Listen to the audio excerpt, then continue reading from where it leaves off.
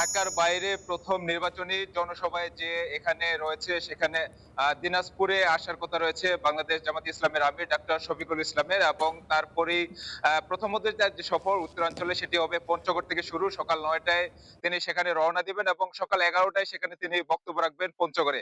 তারপরে সেখান থেকে তাই সে বক্তব্য শেষ করার পরে তিনি চলে আসবেন দিনাজপুরে, এবং এখানে এসে তিনি জুমার নামাজ আদায় করবেন।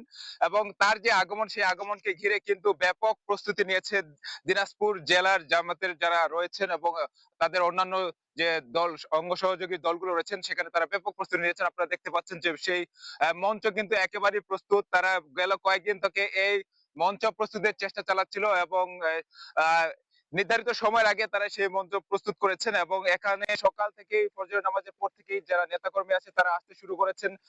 বিভিন্ন উপজেলার যারা এখানে রয়েছেন তারা এখানে এসে উপস্থিত হবেন, এবং দুপুর 2টায় জুমার নামাজ শেষ করে তিনি কিন্তু এখানে বক্তব্য রাখবেন। আরেকটা বিষয় জানিয়ে রাখি, এবারে আহ, এই যে তাদের যে মঞ্চ প্রস্তুতি সারা এই যে দিনাজপুর গণ শহীদ মাঠে তারা বিভিন্ন ব্যানার ফেস্টুনে তার আগমনকে ঘিরে সব দিকে সুসজ্জিত করা হয়েছে। আপনার সুবিশাল মাইকের যে দেখতে পাচ্ছেন।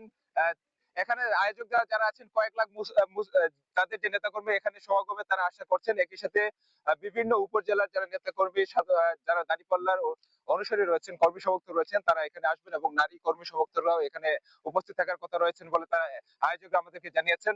আরেকটা বিষয় জানিয়ে রাখি, দিনাজপুরের 6টি আসন থেকে প্রথমে দাঁড়িপাল্লার প্রার্থীকে দেওয়া হয়েছিল, তারপরে তাদের যে শরিক দল এনসিপি রয়েছে সেখানের কারণে দিনাজপুর 5 আসন থেকে আহ এনসিপি যে ডাক্তার আব্দুল আহাদ রয়েছেন তাকে মনোনীত করায় সেখান থেকে দাঁড়িপাল্লার যে প্রার্থী আনোয়ারুল ইসলাম তিনি সরে গেছেন, এবং ডাক্তার আহাদ দিনাজপুর 5 আসন থেকে এখানে কিন্তু নির্বাচন করবেন। আরেকটু জানিয়ে রাখি, একই মঞ্চে কিন্তু উপস্থিত থাকবেন উত্তরাঞ্চলের এনসিপির মুখ্য সংগঠক সার্জিস আলম, তিনিও কিন্তু এখানে উপস্থিত থাকার কথা রয়েছেন, এবং তিনিও কিন্তু এই দাঁড়িপাল্লার যে নির্বাচনী জনসভা সেখানে যোগ দিবেন। আসলে প্রথমত যে ঢাকার বাইরে যে নির্বাচনী জনসভা সেখানে সেখানে কিন্তু এই যেখানে ঢাকার বাইরে যে নির্বাচনী জনসভা সেটি পঞ্চগড় থেকে শুরু হচ্ছে, এবং দ্বিতীয়ত দিনাজপুরে এসে কিন্তু তিনি এই তার দ্বিতীয় জনসভা এখানে বক্তব্য রাখবেন জুমার নামাজের পরে।